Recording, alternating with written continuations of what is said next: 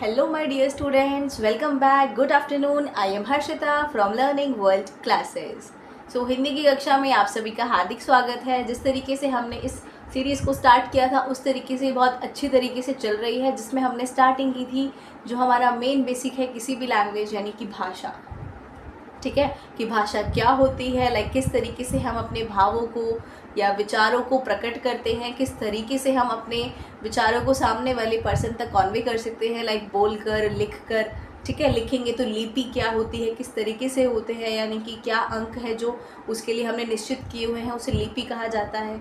व्याकरण जो कि एक शास्त्र है जिसके अंदर सभी भाषाओं को लिखने के नियम और सभी विचार होते हैं कि किस तरीके से आप किसी भी भाषा को शुद्ध तरीके से लिख सकते हैं, बोल सकते हैं।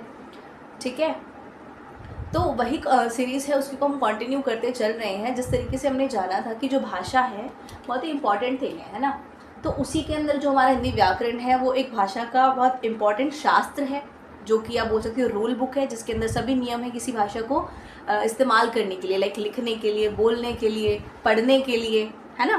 तो इसी तरीके से हिंदी व्याकरण के भी 3 अंग होंगे। कौन कौन से? वर्ण विचार, शब्द विचार और वाक्य विचार। कैसे? बिकॉज भाषा की जब 3 अंग है, वर्ण, शब्द और वाक्य, तो इसी तरीके से व्याकरण के भी 3 अंग होंगे। ठीक है, अंग क्या बेसिकली मेन कि हम उस चीज़ के ऊपर फोकस करके हम उसको जान रहे हैं। वर्ण विचार में हमने क्या जाना कि स्वर क्या होते हैं, व्यंजन क्या होते हैं, कितने स्वर हैं, कितने व्यंजन हैं, अयोगवा कौन से हैं, दीर्घ स्वर कौन से हैं, है ना, ह्रस्व स्वर कौन से हैं, कितना किसको प्रोनाउंस करने में कितना टाइम लगता है। ठीक है, तो वर्ण विचार हमारा उस चीज़ के ऊपर बेस था जो कि हमने पहले वाली वीडियोज़ में कवर अप कर लिया है। आफ्टर दैट शब्द विचार हमने स्टार्ट किया था कि शब्द क्या होते हैं, ठीक है, विचार क्या होते हैं। ठीक है, शब्द विचार यानी कि बेसिकली मैंने विचार बोल दिया। शब्द विचार के अंदर हमने शब्द के बारे में जाना, पद के बारे में जाना। ठीक है, कि उनका एक अलग से अर्थ होता है, वो किस तरीके से एक वाक्य में इस्तेमाल किए जाते हैं। ठीक, तो फिर हमने जाना कि शब्द के भी बहुत सारे भेद होते हैं। भेद इन द सेंस लाइक उनकी कैटेगरीज होती है, किन किन तरीक़ों से हम उसे बांट सकते हैं। तो हमने शब्द विचार में 4 मेन कैटेगरीज देखी, जिसके आधार पर हमने उनको बांटा हुआ है, जो कि उत्पत्ति के आधार पर थी, तत्सम, तद्भव, विदेशी और देशज शब्दों की। दूसरी थी बनावट के आधार पे, किस तरीके से संयोजन करके हमने शब्दों को बनाया है, जिसमें रूढ़ शब्द, यौगिक शब्द और योग रूढ़ शब्द के बारे में हमने जाना था। उसी के आगे का जो पार्ट है वो हम आज कंटिन्यू करने जा रहे हैं, that is the third one, जो कि अर्थ की दृष्टि से शब्दों के भेद है। उसके बाद हमारा एक टॉपिक यानी एक पॉइंटर और रह जाएगा, जिसमें हम व्याकरण या विकार की दृष्टि से हम जानेंगे शब्दों के भेदों के बारे में। ठीक है, तो आज हम कंप्लीट करते हैं अर्थ की दृष्टि से शब्द भेद। ठीक है, अर्थ यानी कि बेसिकली मीनिंग, किसी भी चीज़ का कोई अर्थ है, लाइक कोई भी चीज़ है या कोई वर्ड है तो बेसिकली एटलीस्ट उसका एक वर्ड का मीनिंग होता है ना।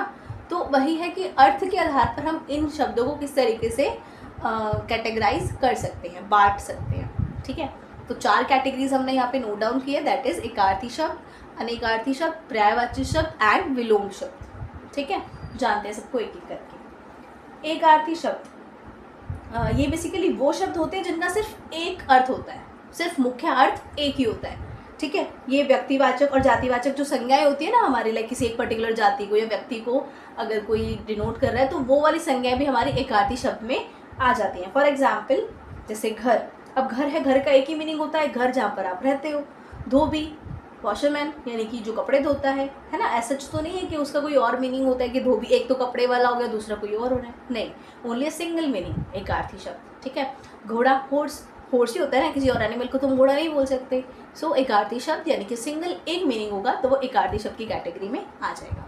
जैसे मोहन, मोहन एक पर्सन का नेम है, हो सकता है बहुत सारे मोहन भी हो, बट एटलीस्ट एक जो नाम है Mohan, that is seems to be a singular यानी सिंगल मीनिंग। ठीक है, ऐसे ही कमल, रमेश आदि बहुत सारे, यानी कि सिर्फ एक मीनिंग होगा, एक अर्थ होगा मुख्य, तो एकार्थी शब्द की श्रेणी में आ जाएगा। ठीक है, ओके, नेक्स्ट बात करते हैं हमारे अनेकार्थी शब्द के बारे में। अनेकार्थी, अनेक से आपको पता लग रहा होगा है ना कि अनेकार्थी शब्द लाइक जिस शब्द के एक से ज़्यादा अर्थ हो। ठीक है, एक से ज़्यादा अर्थ देखते हैं कैसे। ओके, देखो जैसे कि यहाँ पे हमने एग्जाम्पल लिखा है कर यानी हाथ, हाथी, टैक्स। तो एक जो शब्द है कर, उसके 3 मीनिंग हो गए है ना, तो एक वर्ड के ही 3 मीनिंग यहाँ पर हैं। ऐसे ही पत्र, पत्र के भी 3 अर्थ हैं, पत्ता, चिट्ठी, शंख। तो एक शब्द के बहुत सारे अर्थ हो सकते हैं जो कि अनेकार्थी शब्द की कैटेगरी में आ जाते हैं। तीसरी कैटेगरी की अगर हम बात करते हैं तो वो होती है पर्यायवाची शब्द की कैटेगरी। ठीक है, जो शब्द एक जैसे शब्दों का बोध कराते हैं। लाइक एक वर्ड है, उसके लिए बहुत सारे वर्ड होते हैं। जैसे आसमान है तो गगन, नभ, व्योम, अंबर, बहुत सारे आपको और भी मिल जाएंगे। तो एक ही वर्ड है, उसके बहुत सारे मीनिंग होते हैं, तो वो पर्यायवाची शब्द होते हैं भाई। ठीक है, फिर बात करते हैं धरती। धरती यानी कि जो हमारी धरती है, धरती, धरा, भूमि, पृथ्वी, ठीक है, वसुंधरा। तो ये जो सारे वर्ड हैं ये क्या है, पर्यायवाची यानी कि सिनोनिम, जिसको हम इंग्लिश में बोलते हैं कि एक ही वर्ड के बहुत सारे मीनिंग हो सकते हैं। इसको आप समानार्थी शब्द भी बोल सकते हो। समानार्थी यानी समान अर्थ वाले शब्द। लास्ट कैटेगरी है हमारे विलोम शब्द की। ये शब्द वो होते हैं जो परस्पर विपरीत अर्थ का बोध कराते हैं।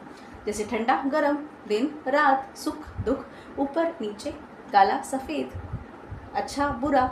ठीक है, तो जब कहीं ना कहीं कॉन्ट्रास्ट की बात आ रही है, लाइक कोई चीज़ गलत तो नहीं बोल सकते, लाइक विपरीत यानी उल्टी अर्थ का जब बोध कराते हैं तो उसको हम विलोम शब्द कहते हैं। ठीक है, तो ये थे हमारे अर्थ की दृष्टि से शब्द भेद, जिसमें हमारे 4 भेद होते हैं: एकार्थी शब्द, अनेकार्थी शब्द, पर्यायवाची शब्द और विलोम शब्द। आई होप कि आपको ये चारों चीज़ें समझ में आ गई होंगी, कि आज का कॉन्सेप्ट आपका क्लियर हो गया होगा। तो आने वाली कल वाली वीडियो में हम जानेंगे कि 4th पार्ट जो कि है हमारा व्याकरण या विकार की दृष्टि से शब्द भेद, जिसमें हम विकारी और अविकारी शब्द दोनों के बारे में जानेंगे। ठीक है, सो आई होप कि आपको वीडियो अच्छी लगी होगी। If you like the video please do like, share and subscribe and follow for more and stay tune for the more content. अगर कोई डाउट है तो आप कमेंट सेक्शन में लिख सकते हैं। We will try to solve your doubts. Okay, thanks for watching, bye bye.